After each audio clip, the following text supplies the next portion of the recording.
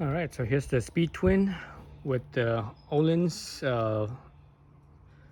from the Truxton, Ohlins shock from the Truxton. So big improvement here for sure. Now the way that I have to set up, at least the front fork is, it's not adjustable, right? So the way that I have the rear set up, I have it on the softest preload, which is when you see these two right here next to each other, that means it's the softest. When you spread them apart, there's three stages: the closest one, the middle one, and the firmest one. Right now it's the softest setting, and it's still a little bit. It's actually still a little bit firm for me. Let me show you guys. Shows you. I'm not sure it will show up on camera or not. But you look right here. Just look where the shock actually travels through. It's very smooth and shiny and clean, right up there. But down here, this last, before the bump stop, this last, I don't know, half inch or so. It's not. It's still kind of dirty. So basically, the shock never really goes through here much, if at all. So it tells me it's still pretty firm. Well, actually, you can see it much better on this side. See that? See how it's all dull looking, and over here it's all shiny, because the shock doesn't really travel down here much, if at all. So that tells me that this shock is actually still too firm for my weight. But it doesn't feel like that though. It does feel kind of firm, but it doesn't feel too firm. And that's because I adjusted the compression damping. I have it pretty open. I think from fully closed, which is fully hard, to fully soft, which is fully open. This thing has, I think, 30 plus clicks, and the rebound has about 60 plus clicks.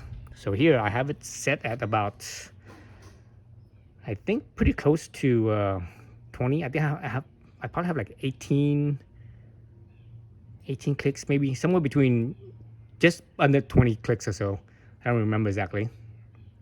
And it felt good. I started out with 10. It's still too firm. Then I went to 15, so a little bit too firm. Then I wanted 2 or 3 more clicks beyond 15 or so. So it's probably about 18. I'm not sure what, on the Truxton, I'm not sure what the setting is, so I have no idea. And on the rebound, I have that set at, initially, let me see, there's 60 plus clicks. Initially, I set it at 20 clicks from fully closed. Then that was still too much, or too much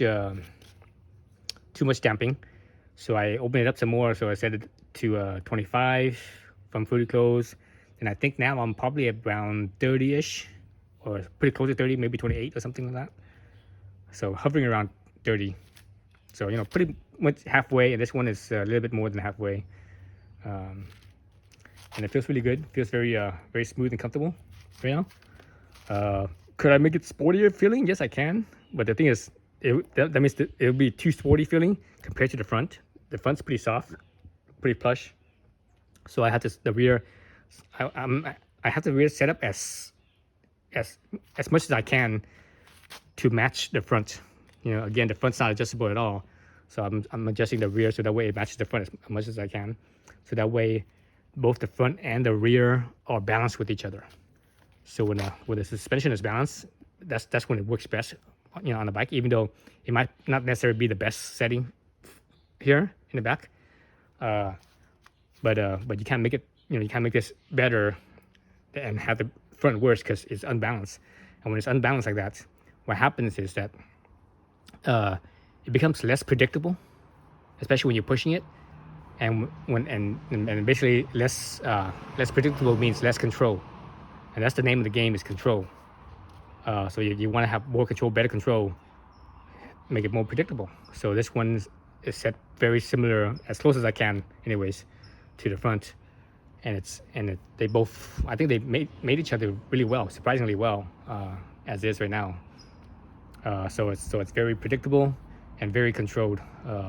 Just came back from a 75-80 mile ride, up a couple of mountains, well, actually the same mountain, but up and down the same mountain, one from one side and one back from the other side. And I also went up to a ridge line as well. So I get, tight twisties, bumpy back roads, and also long sweeping turns. One road I did had long sweeping turns. And the suspension in both conditions, all those conditions, they made it really well. This bike, the way it is right now, it surprisingly handles really well. Not just like wide sweeping turn, high speed turns, but tight twisty turns, goat trail type roads. It does it all really well. Very stable, and that's what surprises me is how stable it is, considering that the wheelbase is pretty short. The wheelbase is pretty short, and the head angle is pretty steep with the trail. The trail, it has a really short trail, so that's what surprises me. The longer your trail is, the more stable it is. The shorter it is, the more agile it is.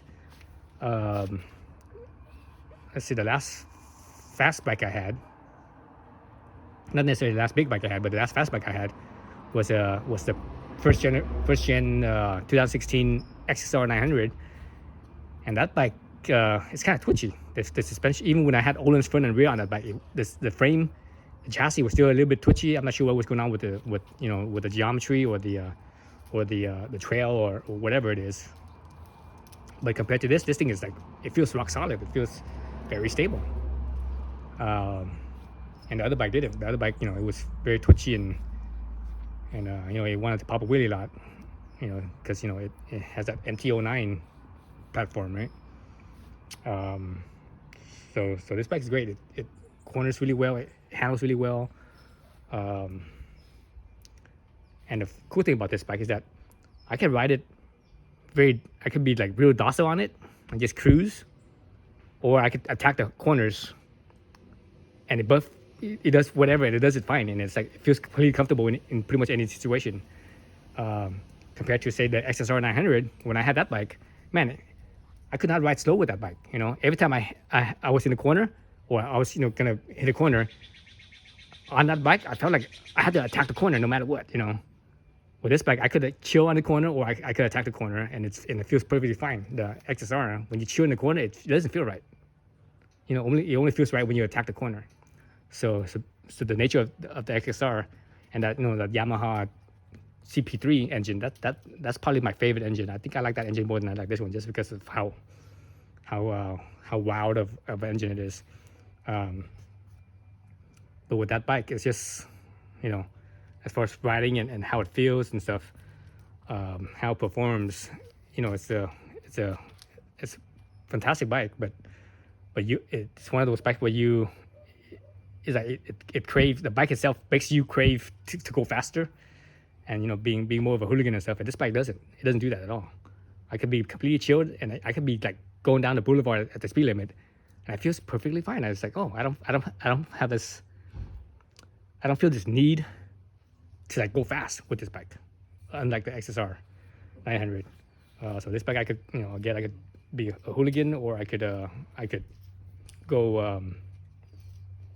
I could be just cruising, and it's perfectly fine. So I'm really digging this bike. That's one of the reasons why I got rid of the XSR 900, was because of that very reason. Because it's too much of a hooligan bike. Every time I rode that thing, I was being a hooligan. So I didn't want that. I'm like, oh, I'm getting too old for that shit. So with this bike though, it's completely different. So it's kind of changed my outlook now again. It's still sporty and still performs, and it has all the all those, it checks all those boxes. But at the same time, it's you could be chill with it, you could be relaxed. I could ride. The cool thing with this big motor and how much torque it has is that I could ride lazily. Sometimes, especially like in tight twisty roads, sometimes I feel lazy, and with this bike I could just leave it in third gear. I could ride the whole twisty road in third gear, and I'm fine. And I never have to downshift because there's so much torque. So or when I'm shifting, and I tend to do this, is that I tend to short shift. I tend to shift. I don't necessarily rev the engine up. I just maybe not, the engine's probably not even halfway or barely halfway, and I'm upshifting already. So I do that too. And this bike, because of that torque, it's no big deal. You don't have to like rev it up higher or ring it out or anything. So in this case, the engine is great. Fits me really well. This whole bike, the chassis, the engine, suspension, brakes, how it handles and everything, it fits me, my riding style, like to a T practically. and whatever mood I'm in, if I want to ride fast or if I want to ride slow, it does it either way. It does it fantastically. So I'm really digging this bike. I think this bike is getting me that riding passion back, or at least the big bike riding passion back. So for quite a few years, I sort of lost that. I didn't have interest in riding a big bike anymore. I mean, besides my zero, but I use that for commuting, and that's a fantastic bike too. But but there's no range, and it takes forever to charge, so you really can't ride on a long ride, right? But this bike I could, right? So yes, so it's kind of bringing that riding passion back. So I'm surprised about that. Yeah, well, I'm not sure what else I could say with this. It's a fantastic bike. I think I'm pretty much done. Actually, I didn't really do anything, right? I mean, I got the bike as is. The only thing I did was put on the Ohlins rear end, but everything else, the previous owner, the first owner, the original owner, he did all this other stuff. He put in the exhaust and the tune ECU and all this other stuff. And and this is pretty cool. I'm really digging this seat. It's a real leather seat from Crafton. Is that right? Crafton. It's a really nice seat. It's very comfortable too. So really dig that. I mean, he did all that, so I didn't have to do anything to this bike. It's it's good as is. Just the Ohlins, and actually one thing I might do is I'm thinking of clear coating this tank and giving it a gloss look. I'm not digging the matte. I just don't like matte. A matte paint job. Some people like matte paint job, but I don't. I prefer a gloss paint job. It just looks nicer. It looks more looks a bit more classy, more finished compared to a matte paint job. But this paint job here,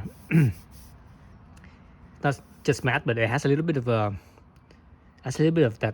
that pearl, that how pearls are, that pearl paint. So it has a little bit of that, so it's not so bad as far as a matte paint job goes.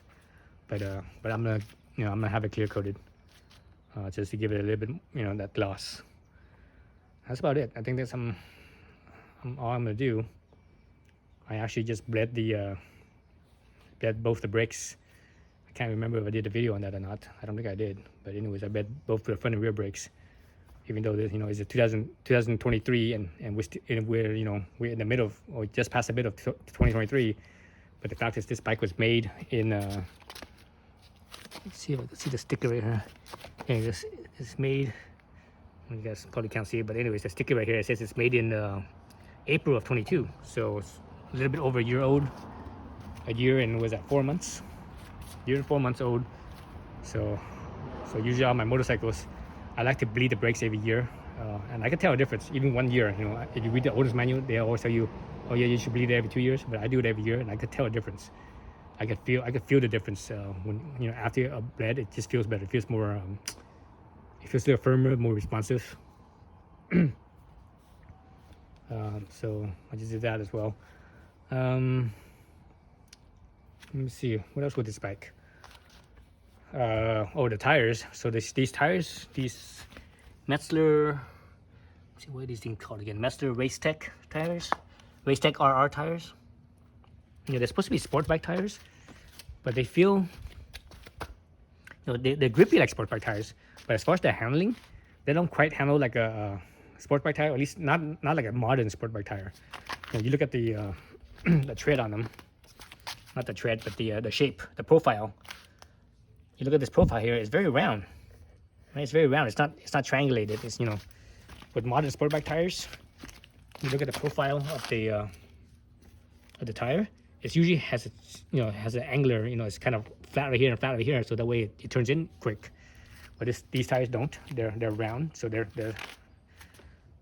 more like a sport touring tire, like a modern sport touring tire. But with the sport bike grip.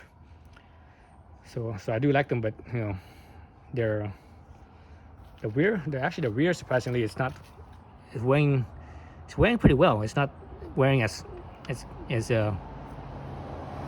the way that I thought it was gonna wear. I thought it was gonna wear more in the rear, but looking at where the wear bar indicator is, where the wear bar indicator is, it seems like the front is wearing a little bit faster, at least on the front sides. the front sides here are wearing a little bit faster than the rear yards. The rear seems to be pretty even. Let's see if I look at the whole wear right here. Well, actually the middle is a little bit more worn than the sides, so that's typical of a rear tire. But still it's more even than the front is. Let's see what else with this bike. I think that's it. Let's see what mileage we're at right now. We're at so I just changed the oil, the break-in oil at 600 miles. And you guys saw the video on that. So we're at 678. So basically I just put in, let's see, I had, what was it, 602 I think? 602 or 603. So I put in like 75 plus miles on today's ride. Yep. So yeah, so there's the SpeedTwin. So yeah, I'm really digging it. Really dig it. It feels very compact, very small, but at the same time, it's you sit in it. It feels roomy when you sit in it. At least for me. But the bike itself feels pretty compact, pretty small, but it's very stable. Yeah, what else can I say about it? Yeah, it's a great bike. I'm really digging it. Really digging it. That torque, man. Love that torque. All right, that's it. Thanks for watching.